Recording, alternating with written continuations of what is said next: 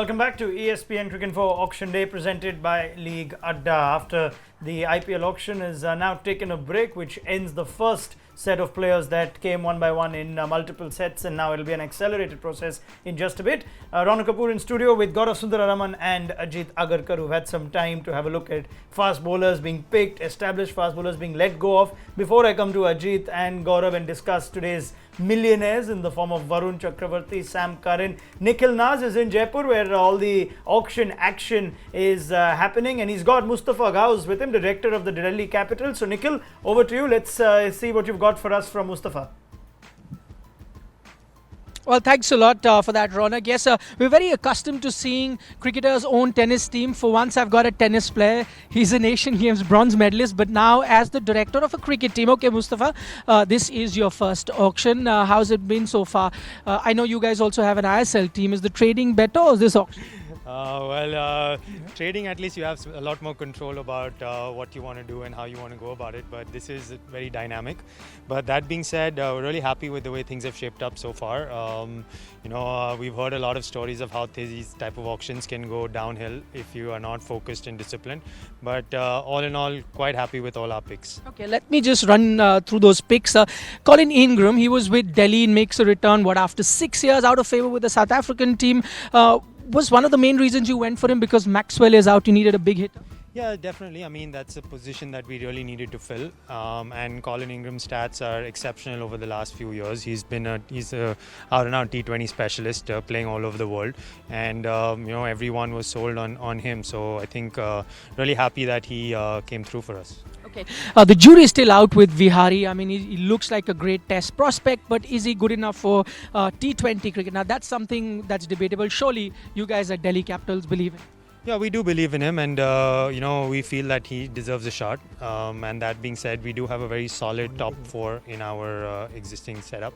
So it's going to be interesting to see how he fits in, but he will give everyone a run for their money. Okay. To buy those money balls that you've got them pretty cheap for 20 lakh. Baines and Nathu, I can see. Glad no one else went for it. Yeah, very surprised to be honest. Nathu is someone that Ricky had with him at Mumbai Indians, so he rates him very highly. So we were really surprised that it was at a base price. And Ankush came in for trials with us, so we've been tracking him for a while. And big hitter and a backup keeper for Rishabh as well. So we felt that we had a little bit more money locked away for them, but really happy to get them at the value that we have. Okay, I was just looking before the auctions. You desperately needed an Indian all-rounder. You've got that in Akshar Patel, but Ishant Sharma, is the Delhi Connect working for him because he's making a return into the eye? Yes, it does make a difference, but we also feel that he's bowling well. We've been talking to some of the players in the squad as well, and they've said that he's really bowling sharp. So we feel that he would add value to our bowling attack. Okay, and finally, looking at your team, you need an off spinner. Are you still waiting for the names to come back? Yeah, well, we go through the accelerated process now, so hopefully we have a few more picks in mind. So let's see how that goes. Okay, stay on with us. I'm done with my questions unless Ronak's got any more, but we'll have to let him go fast. He's a Mumbai boy. It's rather cold here in Jaipur. He isn't used to that cold.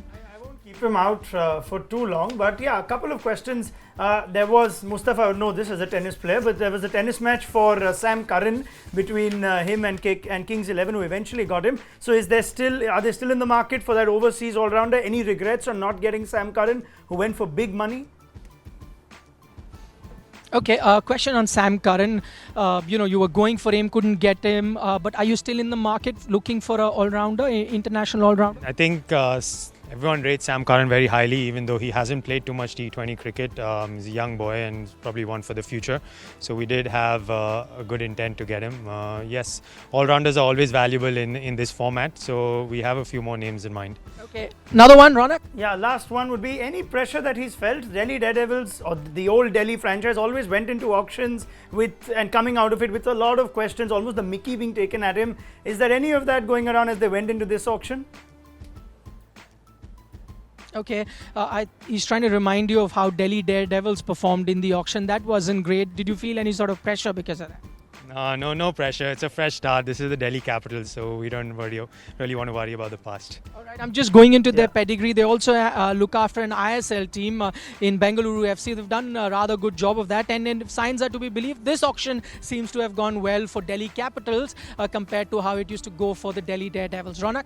Yeah, many thanks, Nikhil. Please thank Mustafa on our behalf. You stay with us, Nikhil. Mustafa Gusa will get back in to carry the auction proceedings on for the Delhi Daredevils. Let's come back to Ajit Agarkar and Gaurav Sundararaman in studio. As we just look back, I think the story has to start with Sam Curran, who we knew would attract some interest, but at 7.2 crore, a little millionaire now, Sam Curran. Is that something that you expected, Ajit? Yeah, I mean, does well against it, or has done well against India recently. I mean, yeah, that's a big punt, really. I mean, not so much. I'm sure he'll improve. Both, again, all-rounder, can create an impact with the bat. We haven't seen him in these conditions, obviously, so you don't quite know how he'll go with the white ball. That's a bit of an unknown, but at the moment doing a great job for England. So if you're doing well in international cricket, generally teams do take notice and should take notice, because you're obviously doing something right, being an all-rounder. And when auction dynamics, when two teams are really interested, price sometimes can go a lot more than we kind of expect. So yeah, maybe a little bit expensive, but at some stage he's going to give that value back. Have you had a chance to have a look at his white ball cricket, GS, because he's right now in contention only for red ball cricket for England? Yeah, he does not have great numbers in the white ball format, and I think Mustafa mentioned the same thing, that he's not played much of T20 cricket, and people talk a lot more about him. He can bat as well. We saw that his temperament was very good. He played according to situation. So it's more of a long-term investment, I guess. Played Ashwin well, be it in England. Seemed to play spin quite well. Hit the big shot against spin. So that might have played a part. Yeah, that's a lot of money for a little bit of unknown. I mean, they've already paid 8.4 crore Punjab for Varun Chakravarti, Hodge, and you did mention if you are going to pay that kind of money, ideally you would want that guy to be a regular in your team. Sam Curran at 7.2 crore to join a team which already has Chris Gayle, Andrew Tye, David Miller, Mujib, and they've also picked up Moses Henriques and Nicholas Pooran for decent money too. So how does Sam Curran fit into the equation if you look at Punjab now that have a significant overseas contingent? Well, I'm just going through that now, and I'm not quite sure where he fits in at all. The only way I can think is that they're seeing him as a true all-rounder, but given the fact of the conditions, that there's not too many people have come into this competition as an overseas player having any unknown credibility in T20 cricket and done really well. So yeah, it's a really interesting one. Somehow they're going to end up with a fair bit of money sitting on the bench, or a fair bit of quality sitting on the bench, the Kings. But it's good that they've got that quality there. There's a couple of unknowns. Nicholas Pooran comes in. Sam Curran comes in.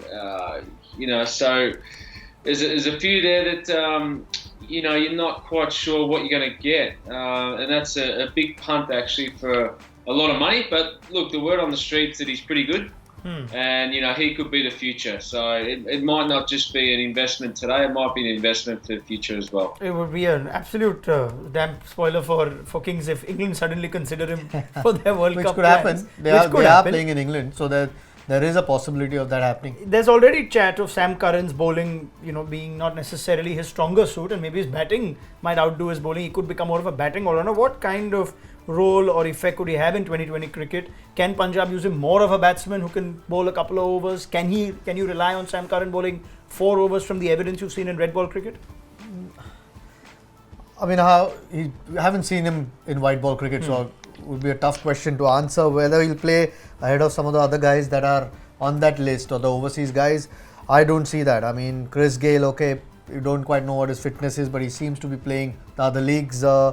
There's Andrew Tye who will definitely play for them. So would Mujib.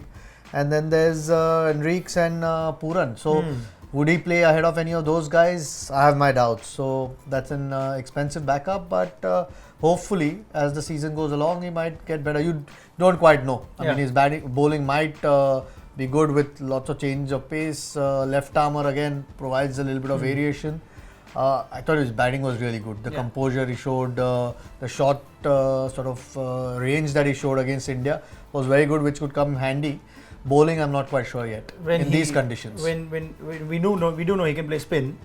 Is he your like for Henriques? Sort of one or the other that could sort of go up and down? Or are you still trying to place like Sam Curran Ajit in this said, team? the left arm component helps always, especially against domestic Indian batsmen in the IPL.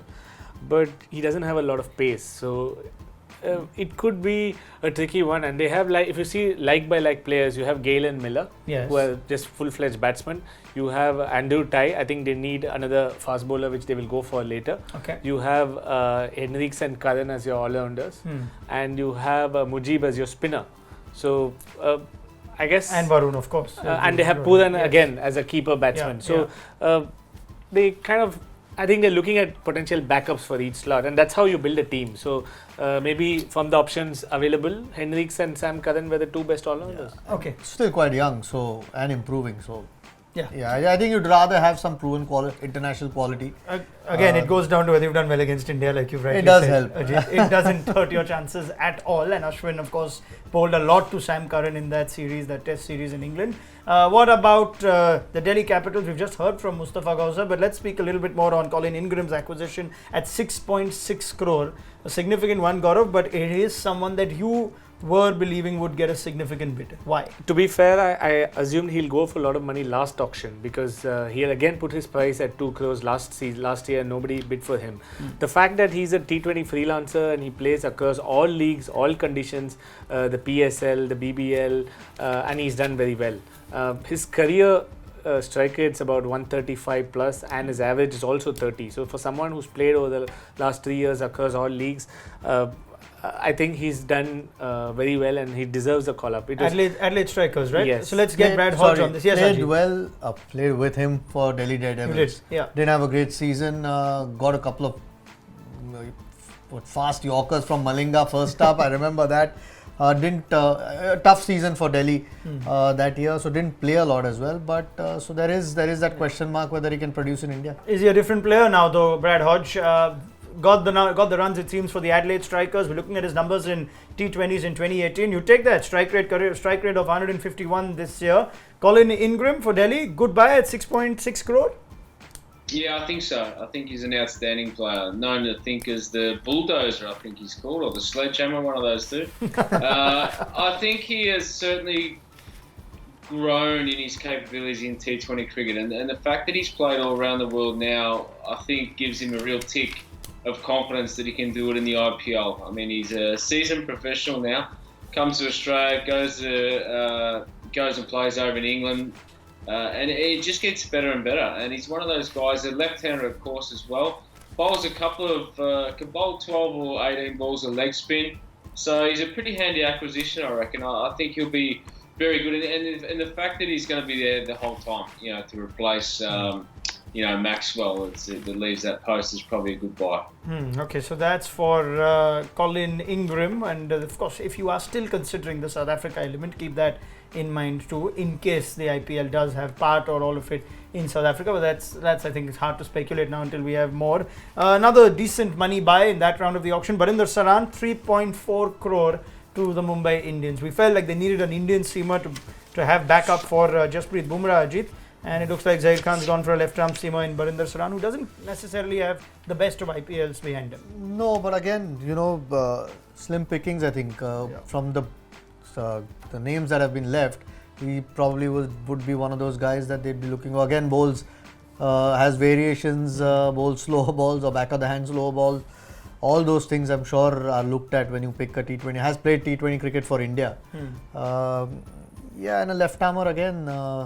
They've been looking for a seam bowler, so someone with a little bit of experience. That's worrying though, Gaurav and Ajit, if I point that out. 9.22 and as an economy, an average of nearly 40, but do you go with them just short of options? Yeah, if not for Sun, who I do not cut, if not for Unat cut, you have very few options. The Indian left arm. They've got bowlers- Behrendorff and McClanagan. I was just trying to think of whether a right arm seamer would have been handier. You could have 3 left armers playing in that one team. But if they play Malinga, and Bumrah, and I look at him more as a backup for Bumrah. He may not start. He'll play only if Bumrah is supposed to be rested. You're just having a look at the Mumbai team. They've not had too much that they could dictate. Mumbai usually dictate a lot of auction dynamics, but with a limited purse going in at 11 crore, they've managed to pick up Lasith Malinga for 2 crore. They managed to pick up Anmol Preet, highly rated top order uncapped batsman, excuse me, for 80 lakhs. And now in comes Barinder Saran. Remember, they traded Quinton de Kock, so they did do some work outside of the auction as well. Right, so that's Barinder Saran for you. Just looking at some more acquisitions, and that Varun Aaron for 2.4 crore. We know he went there. Heinrich Klaassen going at 50 lakh for the Royal Challengers. So we're just trying to wrap up and see where else. What about some of those that we didn't get a bid for? Not much from Mone Morkel, not much for Dale Steyn, Hodge. So while we thought fast bowlers might come in at a premium, it does seem like they're being sort of picking and choosing who. We might see them come up in the accelerated part, but no takers for Mone Morkel, who again would have been available for the entire IPL. Yeah, it's actually a little bit surprising. I would have thought that with the absence of a few premium fast bowlers that like the Stark, Cummings, even though they didn't show up last year, they're still big name bowlers. I actually just looking at RCB there, and they haven't backed up. They've got plenty of batsmen there. They haven't really backed up a fast bowler or an overseas fast bowler. And I thought that they might go towards that opportunity of taking, even an experienced campaigner like Dale Steyn. He might at this prime in his career, or probably just past his prime, but he's got a lot more skills actually now. So I thought that's where they could possibly top up and going for. That's the team for you, Hodge. RCB, Nathan Coulter-Nile, Tim Southee. You still think they could be in the market for an overseas quick? Well, the only thing I just think that Nathan Coulter-Nile will be in Australia's World Cup 11. He seems to be open to bowling a lot in our white ball game just recently. So, Tim Southee as well will probably do a lot of that work and did a pretty good job last year. Colin Ingram certainly not expressed, but just it's been the area of concern, in the past. And I just thought that if they could bring in just a little bit more experience, a Mone Morkel or a Dale Steyn, then could just give them that experience that they need under pressure. Would you have gone for a Mone Morkel given that he's retired, or is it always a gamble picking a retired fast bowler? Yeah, I think that's probably the reason no one's gone for him yet. Maybe if there's a bit of money left, they could look at it. Dale Steyn, perhaps more than Mone Morkel, still playing at the moment. So, I think the one thing with Royal Challengers is they opted for most of the Indian bowling last time. I think the one guy they missed was Coulter-Nile. Every now and then they did play Southee, but Coulter-Nile I think will probably be their first choice. And then there's Siraj and Umesh Yadav as well. So they've opted for that Indian bowling a lot more last year. Shivam Dube comes in, who might give them a couple of overs at least.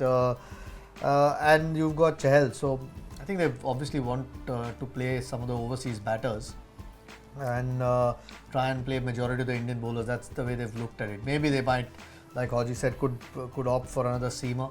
They've got Hetmeyer as well this time to bolster their batting. So might look at more of the Indian seamers playing. I always wonder why no one goes for Jimmy Neesham, who seems to be a multi-skilled player, Hodge, and one of the funniest cricketers on Twitter. I don't know how much you know of Jimmy Neesham, but no one ever seems to take an interest in him.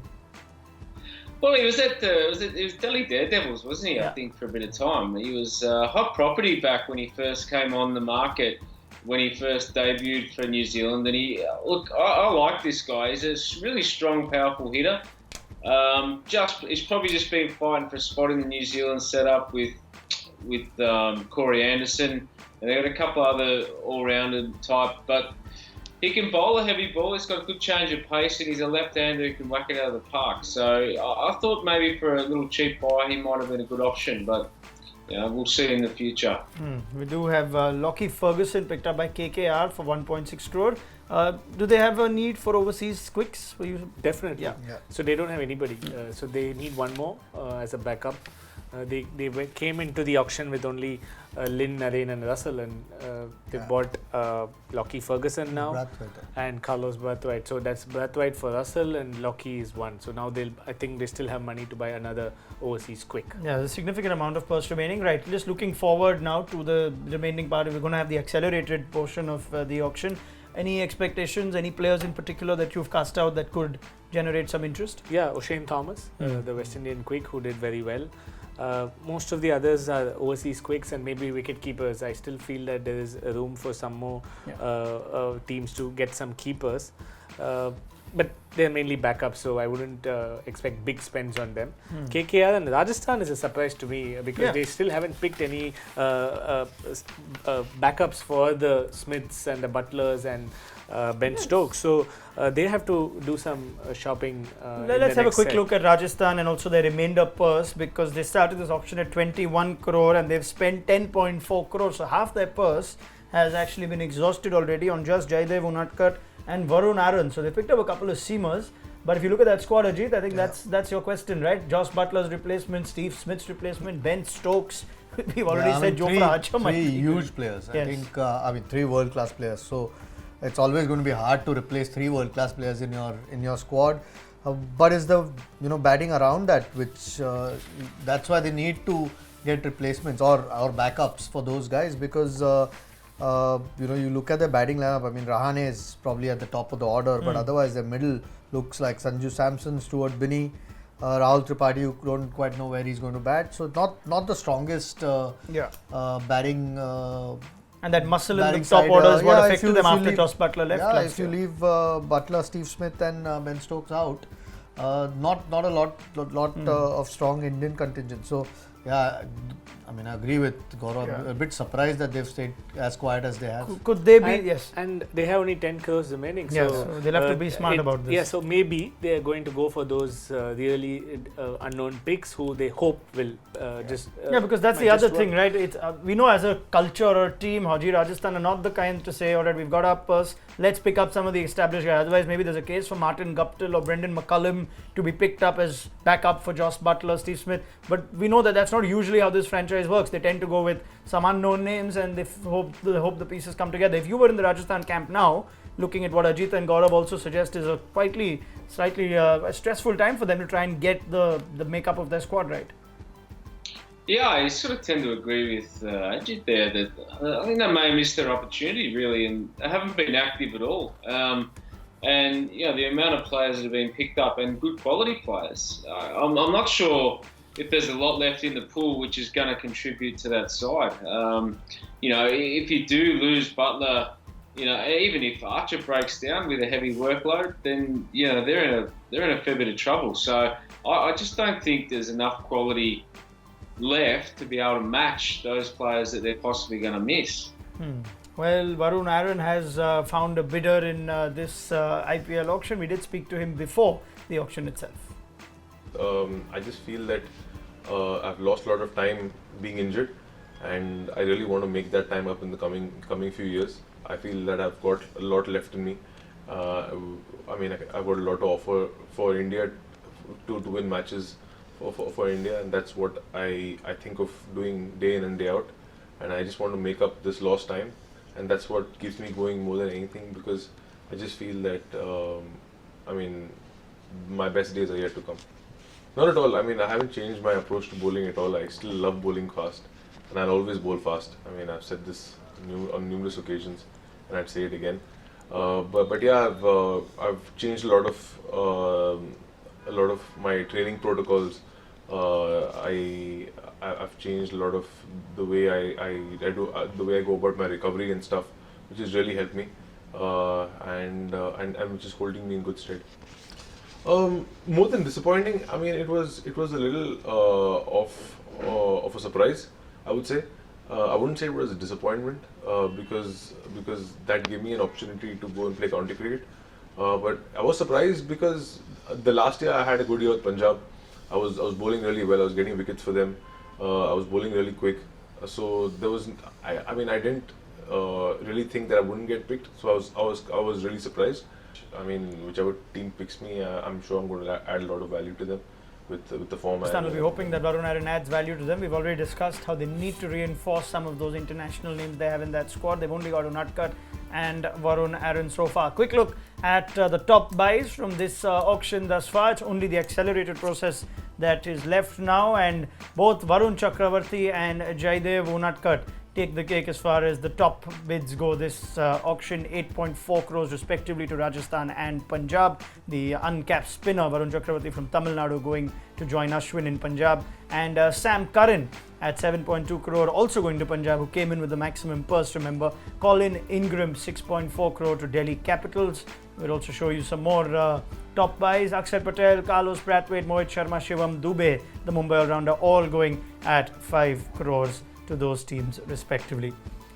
Right, we take a bit of a breather now again and come back after the accelerated process. Many thanks to Ajit Agarkar, Gaurav Sundararaman. I must say I'm very intrigued to see CSK try their luck at 3.4 crore every time, only to be seen out and just that remorseful look on their face. I think they can just go home. Yeah, they should just go home. Anyway, Stephen Fleming's not made the long trip, Hodge, has he? For what is a formality of an auction. He's not going to come all the way there just to pick Mohit Sharma, is he?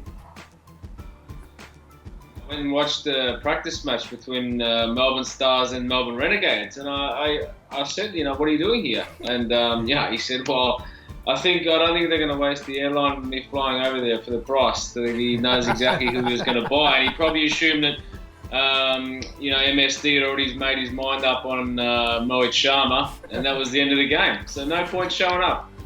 It's a long, expensive flight. Yes, but Brad Hodge, we'll get your thoughts at the end of this auction as well. Accelerated process is ahead of us. So let's put your attention to the live blog on ESPN Cricinfo. You can get to see all the players that the franchises now want to be brought up for bidding, and we will be back with you with Ajit, Gaurav and Hodge for a full roundup of how things go on auction day. Thanks for joining us. We'll be back again after all the proceedings on auction day presented by League Adda.